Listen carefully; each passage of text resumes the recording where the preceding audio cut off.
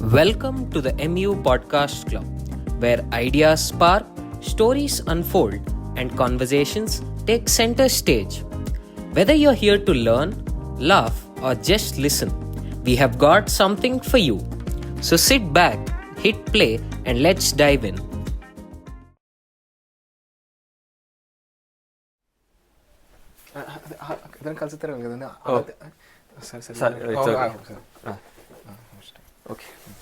మేము వచ్చేసాం.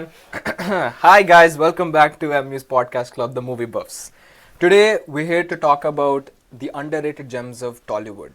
I'm your host Rushil and this is my co-host. And I'm Nived. Last time ఒక పెద్ద banger తో వచ్చాం and that was Animal, one of the most controversial movies of Indian cinema. ఈసారి underrated gems తో అసలు ఎందుకు ఫ్లాప్ చేశారు? ఎందుకు ఫ్లాప్ చేశారు ఈ సినిమాలు మీరు? అప్పుడెప్పుడో వచ్చి నేను ఇంత దగ్గర నుంచి మొన్న వచ్చిన స్వాగ్ దాకా అన్నీ బాగున్నాయి అంటారు, కానీ ఏది చూడరు. నేనింతే అప్పట్లో one of the worst movies అన్నారు. 10 years down the line re release and పేపర్లు అన్నీ చేస్తున్నారు, రీ రిలీజ్కి వెళ్ళి డ్యాన్సులు. కానీ ఇప్పుడు కలేజాకి ఆరెంజ్కి కాన్సర్ట్లు చేశారు కదండి. సో చాలా సినిమా రీ రిలీజ్ అయ్యాయి రీసెంట్ టైమ్స్లో. Businessman, Murari, Pokiri, Khaleja, mostly Mahesh Babu movies.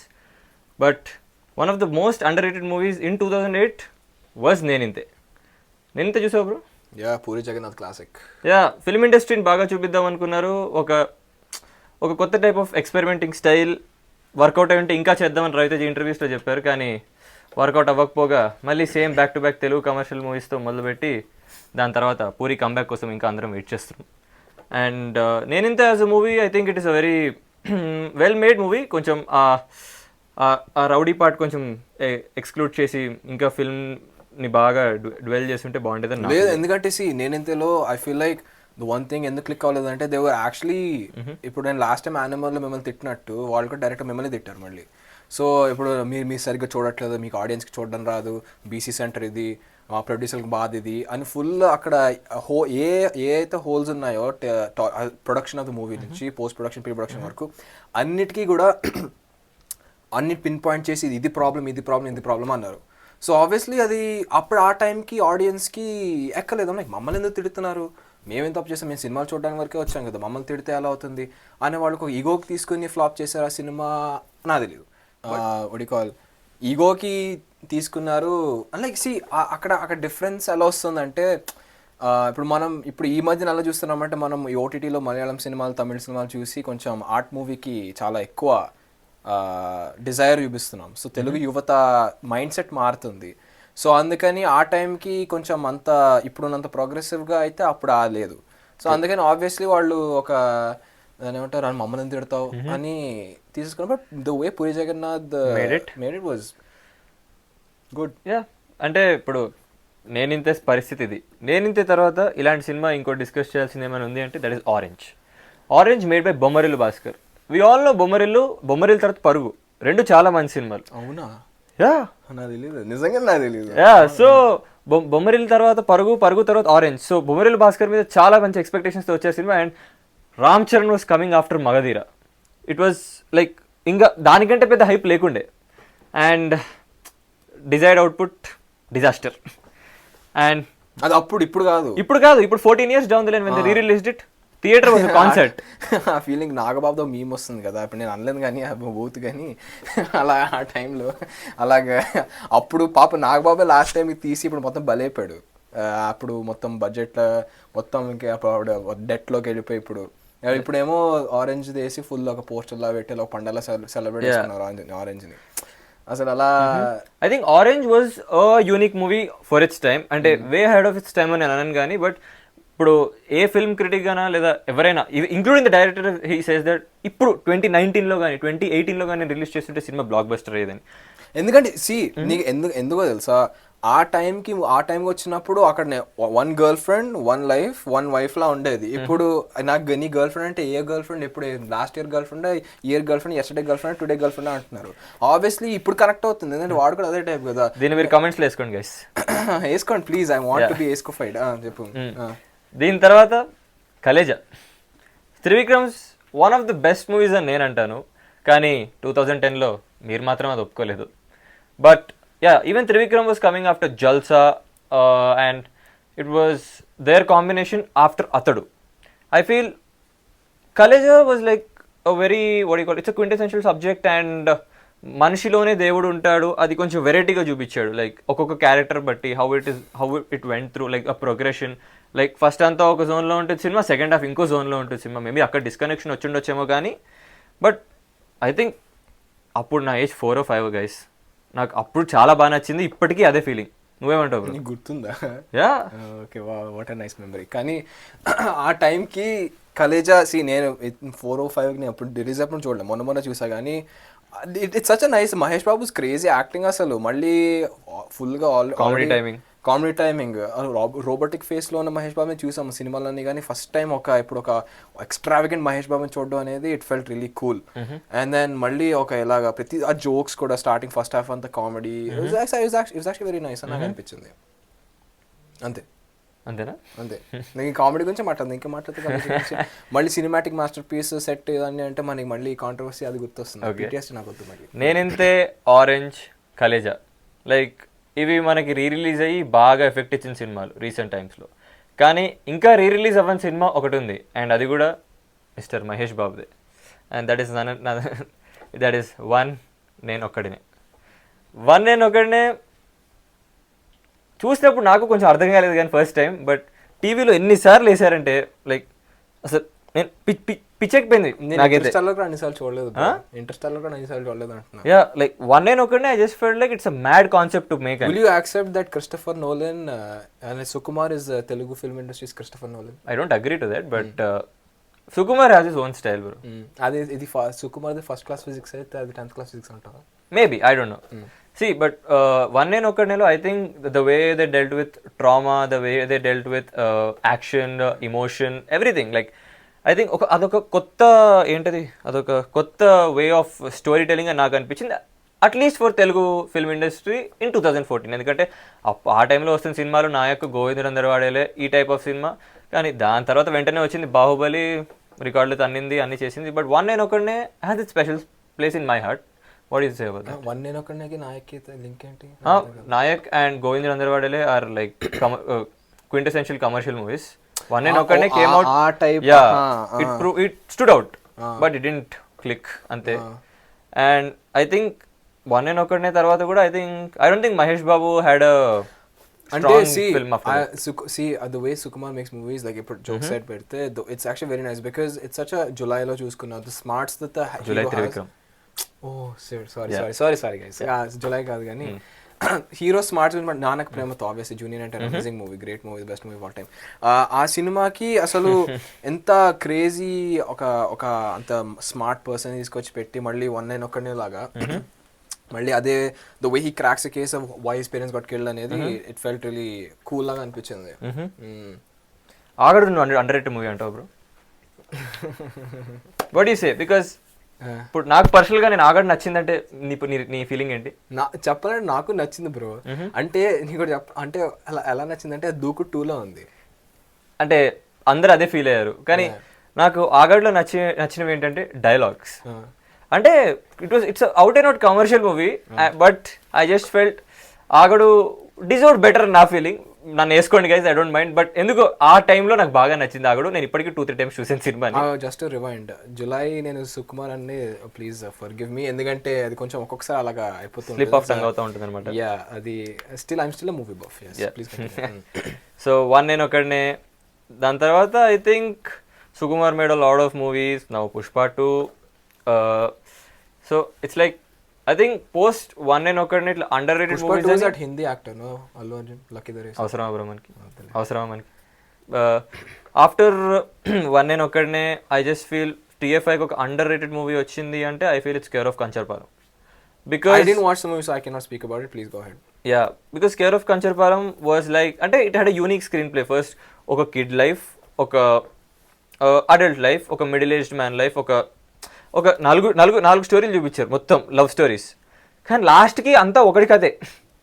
అది నాకు అప్పుడు చాలా కొత్తగా అనిపించింది. I was in my 8th grade and అప్పటి వరకు యాక్చువల్లీ పోకిరి లెవెల్ ట్విస్ట్. అప్పటి వరకు ఇంకా పోకిరి లాంటి మూవీస్ ట్విస్ట్ అనుకున్నా, కానీ కేర్ ఆఫ్ కంచర్పాలెం ఒక డిఫరెంట్ వైబ్ వచ్చింది. అండ్ మూవీ మొత్తం ఎంగేజింగ్గా ఉండే and that one song Aashapaasam that still hits hard and care of Kancharapalem I feel it deserved more. అది అప్పుడు రిలీజ్ అయిన కొత్తలో కూడా పైరసీతో బాగా ఇష్యూస్ ఫేస్ చేసింది. I just feel care of Kancharapalem deserved better. And Venkatesh Maha went on to make another good movie which is a remake called Uma Maheshwara Ugra Rupasya, which I feel is the next underrated movie and it's from the same director. I know it's a remake. Have you watched Uma Maheshwara Ugra Yeah, Rupasya? it's a Malayalam remake of Mahesh Inde Pratikaram. You know, the one movie that is actually like మళ్ళీ underrated గురించి మాట్లాడదాం అంటే a movie that is actually like on the lines of Care of Kanchapalam అంటే Vedam. Yes. Right. Dude, how did we miss out on that? Because I'm smart and you're not. Maybe. I don't know. Joke. Feel అవ్వట్లే. Okay. మళ్ళీ so అందుకని అంటే see వేదంలో the way the rock star the Anushka's character and the అంటే బస్తీలో what is basti అంటే ఏదో ఉంది some Raja cable Raj yes cable Raj ఆ cable Raj in the way he like tries to వద్దులా అనొచ్చా అనకూడదు వద్దులా లైక్ తీసుకో కానీ దాన్ని ఏమంటారు I just felt the way people fake I just that's all I'm gonna say. And to add on to what he's saying, I just feel they showed all the aspects of life and different jobs, different occupations people pursue and the way they act in real life. And they're being basically trying to fit in like almost every MU student. Okay, dude. I think you seriously want to be trolled. Yeah. And just to add on to one more underrated movie by the same director, Krish Jagalamudi. There is one movie called, have you heard about Kanche? Yeah, I actually went to the theater to watch that. Bruce Lee tarvata vachindi kada. Yeah, Kanche 2015. I feel that's one of the most underrated movies because it talked about a lot of independence gurinchi. It was not more about independence. Aa time lo vachindi. It was set in World War II and it talked more about boundaries and caste and all of that stuff, like how it prevailed during that time. And they had an army backdrop and all. So it talked about different social issues. So I just felt the way he executed the movie, like screenplay gaani, whatever gaani, like the ideologies that he performed during World War II, and the real character and all, the main character and all, I just felt Kanche also deserved better, but it just missed out by a few numbers, but it did get a few awards. Like that's what I heard. But it flopped still. Yeah, it did flop. But no, let's say we talked about a lot of old early 2010 movies gurinchi, but like I want to talk about two specific movies that I feel like are underrated that came out recently. First movie I want to talk about is Ante Sundaraniki, which is like it's I agree. Yeah, it's such a classic movie. And the funny thing is మనం ఆ time Telugu యువతనే తిట్టుకున్నాం ఎందుకు flop చేశారని, but మీరే ఈ time Telugu యువత ఎందుకు flop చేశారో నాకు అర్థం కావట్లేదు. Maybe 10 years down the line దీన్ని కూడా oh my god what screenplay, what dialogues, ఏం క్యారెక్టర్స్, లైక్ ఇట్లా అనుకుంటే మేము మళ్ళీ 2022లో రిలీజ్ అయిన సినిమా గురించి like I think it's a cycle guys. What do you think? Reactionary bias bro.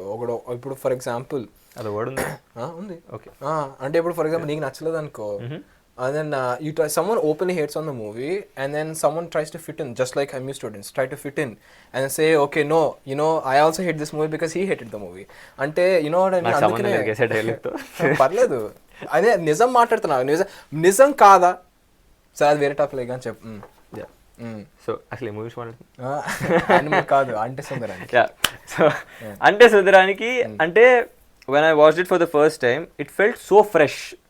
అంటే ఫస్ట్ నుంచి లాస్ట్ దాకా, అంటే లాస్ట్లో కొంచెం నాకు అనిపించింది ల్యాగ్ కానీ, but I just felt movie felt very good, like dialogues and screenplay. అంటే డైలాగ్స్ ఎసెన్షియలీ ఎందుకు అంటే I think this one dialogue I remember quite vividly, ఎందుకంటే the dialogue when Nani's family confronts him saying అసలు నిన్ను ఎందుకు పెళ్లి చేసుకోవాలనుకుంటుంది అంటే ఎవరికో ఏదో ఇష్టం ఉంటే కానీ ఎవరెవరిని పెళ్లి చేసుకోవాలి, కావాల్సి అమ్మని అడుగు అని అంటాడు కదా.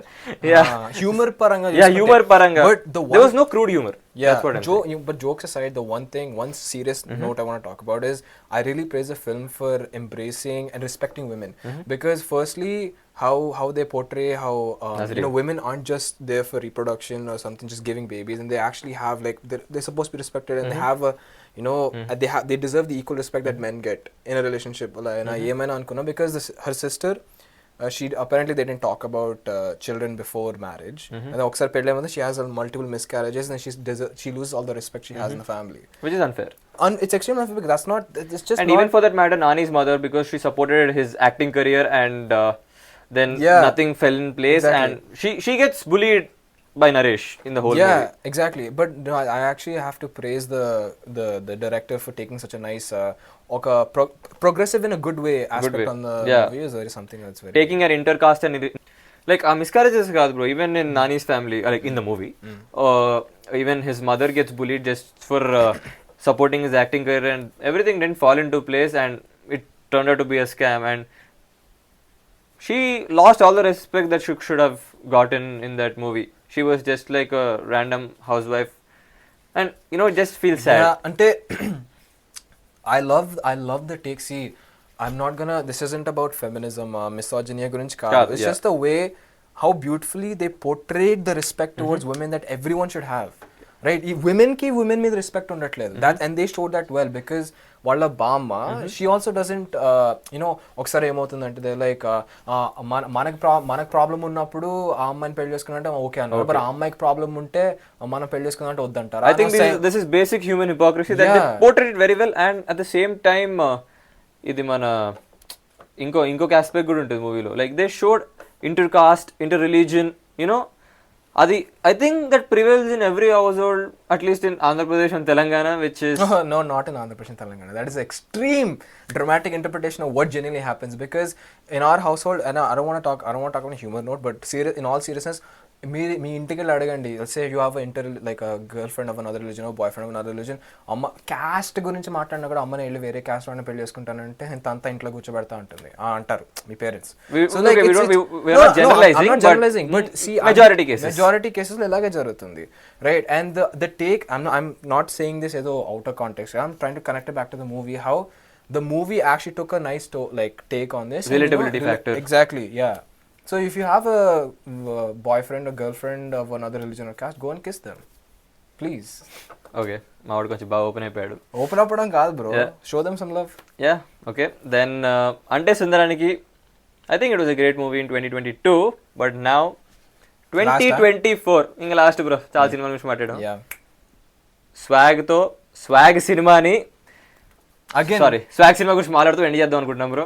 సో స్వాగ్ కూడా టైజ్ ఇన్ బికాజ్ అంటే సుందరానికి, because it also talks about the matriarchal aspect about society, I mean about families, because they talk about how the last name is passed on to the male descendant of the family and not the female, and how the female has to exit the family. Impressive world building and నా దృష్టిలో అది impressive world building swag.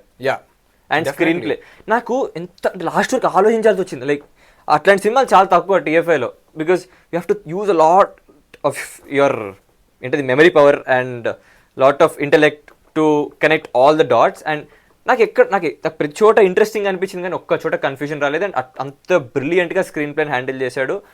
What was the director name? Hasith Goli. బ్రిలియంట్గా handle చేశాడు కాబట్టి తెలుగు వాళ్ళకి ఎక్కలేదు. Okay, I'm not saying that, but yeah, it's like Hasid Goli, his previous movie is also an underrated movie, that is Rajaraja Chora, if you have any idea about that. అది కూడా శ్రీ విష్ణు, అది కూడా Hasid Goli. That was also a great movie, and it just didn't get the recognition that it should have because of COVID. So I think we spoke about a lot of movies, maybe around 10 to 12 movies. So I think మీకు RRR ఎక్కువ cut.